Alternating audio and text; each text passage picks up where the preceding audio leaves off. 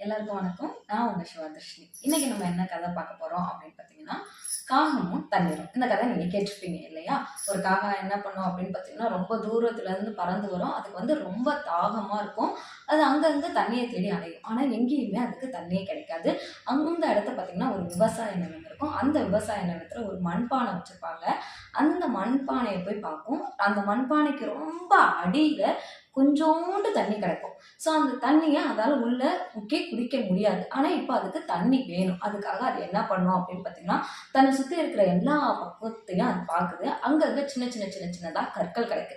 அந்த கற்களை என்ன பண்ணுது அப்படின்னு பார்த்தீங்கன்னா, ஒண்ணு ஒண்ணா எடுத்துட்டு வந்து அந்த தண்ணிக்குள்ள போடுது. அந்த கல்லை அது போட போட போட போட அந்த தண்ணி என்ன ஆகுது அப்படின்னு பார்த்தீங்கன்னா, மேல வருது.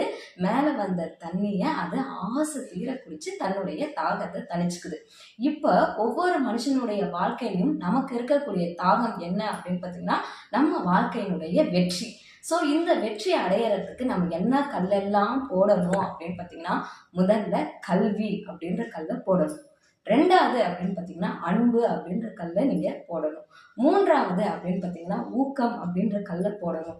4வது அப்படின்னு பார்த்தீங்கன்னா, பெரியோரை மதித்தல் அப்படின்ற கல்லை நீங்க போடணும். இப்படி சின்ன சின்ன குட்டி குட்டி கல்லா நீங்க போட போட போட கடைசியா நீங்க முயற்சி அப்படின்ற 5வது கல்லையும் போடுகின்ற போது உங்களுடைய வாழ்க்கையில வெற்றி அப்படின்ற கனியை உங்களால பறிக்க முடியும். ஓகேங்களா?